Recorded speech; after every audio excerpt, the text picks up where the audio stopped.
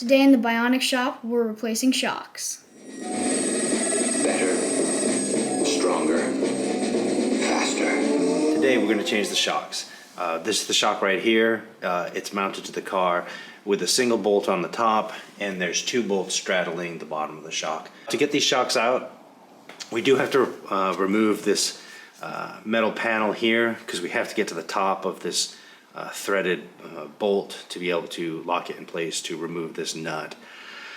So that's where we'll start. So just break them loose with a ratchet.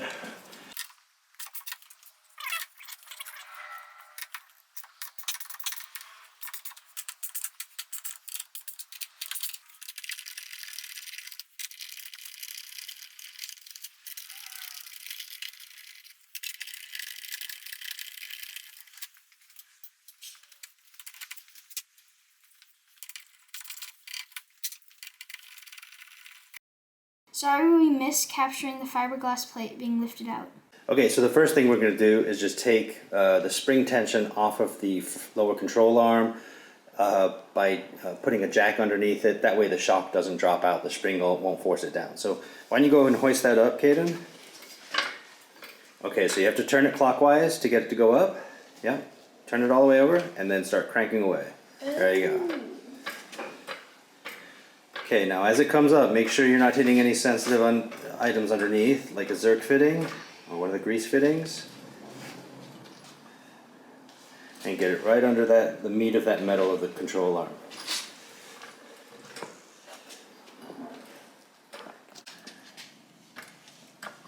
Is that? Yep, just a little higher. One more crank. There you go, perfect. Okay, Caden, take the ratcheting side of the 15 mil box end wrench, yep, that's right, and put it on that nut right there. And then take the adjustable wrench and grab this flat part. Yeah, you can actually, if it's an uncomfortable position, you can grab it and turn it towards you so where you can get it where you want to hold it. It'll just spin. So is it a nice tight fit? Mm-hmm. Okay, yep, undo it.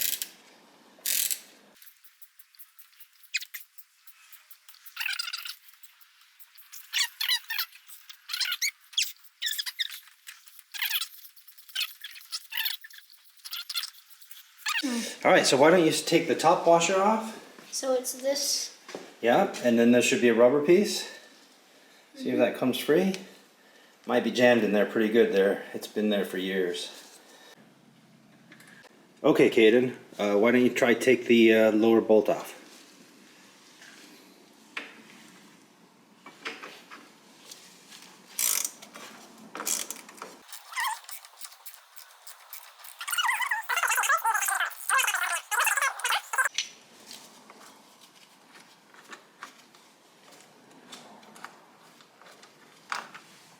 Great. Okay, Caden, so yeah, get the socket on top of it. Just be gentle with those lines.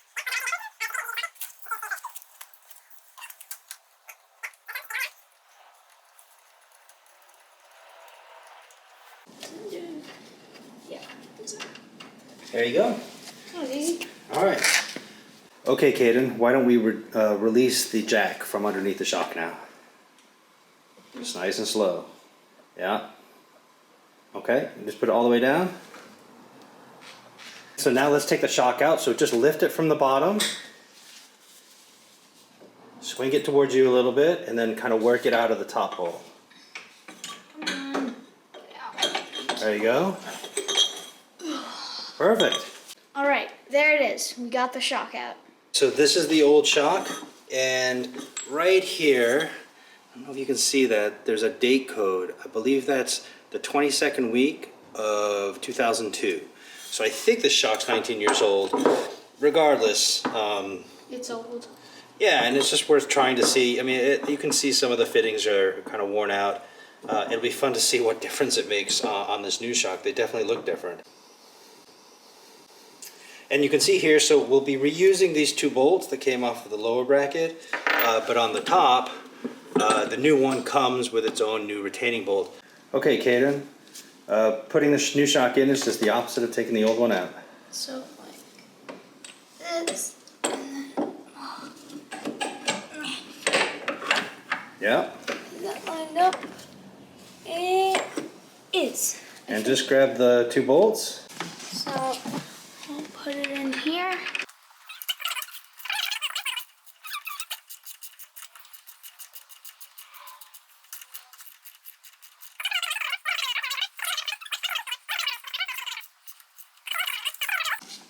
Alright. So try and start it by hand. So like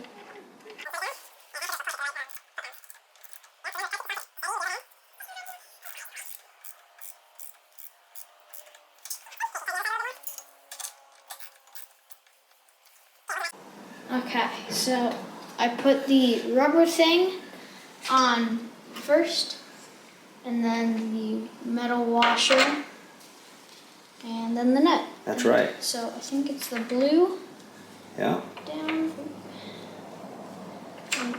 Oh, that's the wrong way. Okay, well, never mind. There you go. It is, my glove. This way. I'm very professional. So yeah, you just get your nut. There you go. So then take, this one's actually a 17 mil wrench. This goes in the middle of this to lock the top. Like, remember how you used the second wrench last time? Mm-hmm. Now you use this. So put the 17 mil box end wrench on first. Then put the Allen wrench into the top to lock the spindle. Got it locked? Wait. There you go. Yeah. Now tighten it down.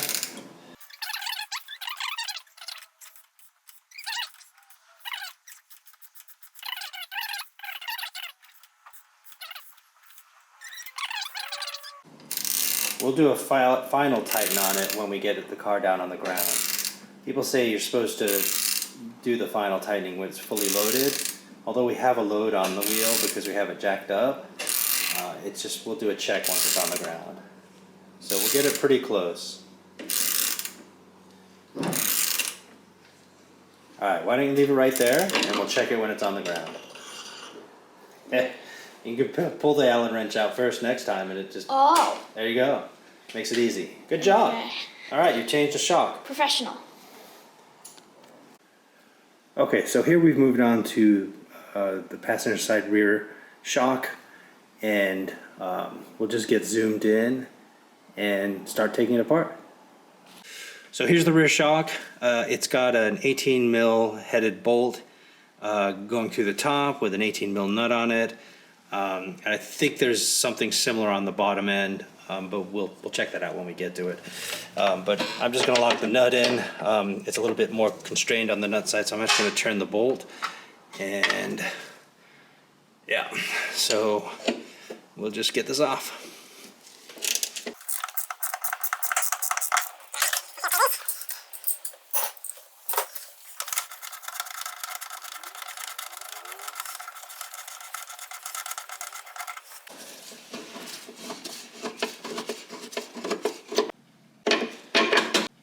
There we go, so the top of the bolt's off. And I don't think I said it, but we've also taken the weight off of the shock itself. We've got the jack just like we did on the front end. We've got the back suspension on top of a jack, so there's no downforce on the shock right now. So this is the bolt that holds the rear shock on. We actually don't need to take this part out. There is a large, basically welded on nut right here. So this holds onto the rear wheel assembly, and so that can stay on, and all we have to do is take this rear nut off. It's an 18 mil nut, and if we just put a adjustable wrench here, we can just slide the shock off. So that's the fast way to do it. We'll probably just pull this out, give it a clean, give it an inspection, make sure nothing's bent. But the quickest way to do it is just get an adjustable wrench on this bigger nut, 18 mil there, and take it off. Okay, well, this rear nut's pretty stubborn, so I'm just going to go ahead and take off the front bolt. It'll still slide the shock out. Once I get the shock out, I'll break that bolt.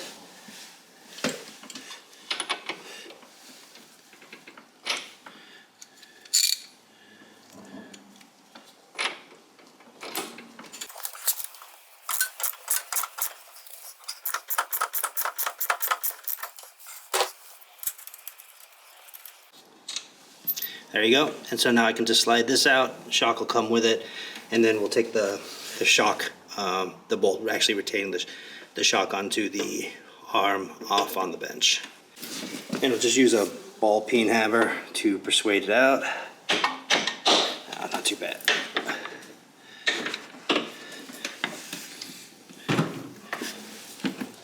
There you go. And there's the rear shock.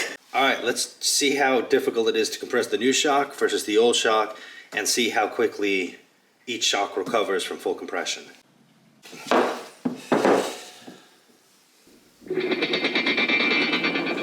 Oh, well, compressing the new shock is a lot harder, a lot more difficult than compressing the old shock. All right, both are fully compressed.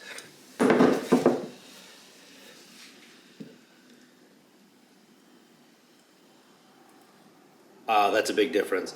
I think the new shock probably recovered to full size twice as fast as the old shock.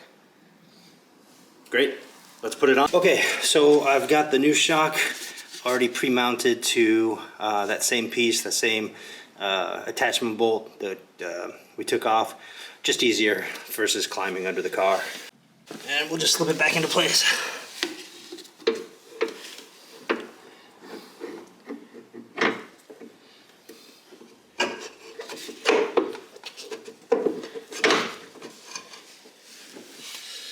Go. And before we start tightening anything down, we'll try to get the upper bolt in place as well. Okay, and so then before we tighten up the bottom, we'll just get the top bolt back in. And it's just a little high on this side.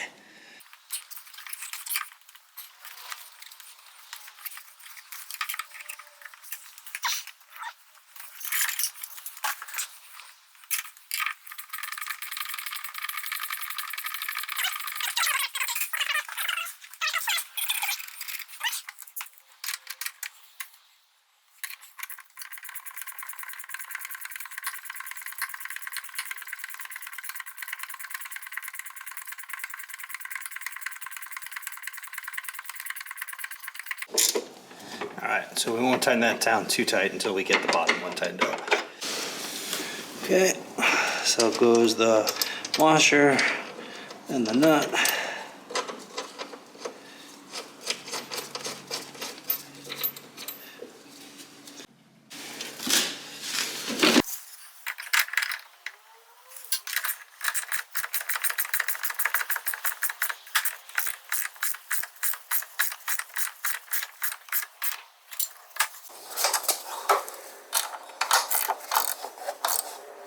So the torque spec I have on the shock absorber stud to knuckle is 51 to 66 foot-pounds. I'm going to tighten it down to 61 foot-pounds.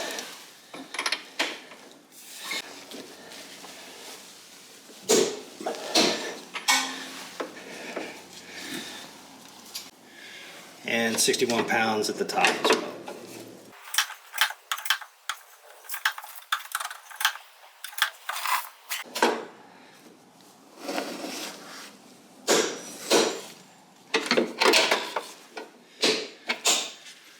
There we go. Shock's mounted. All right. And there's a final view of the shock in position. Looks great. Can't wait to take out for a ride.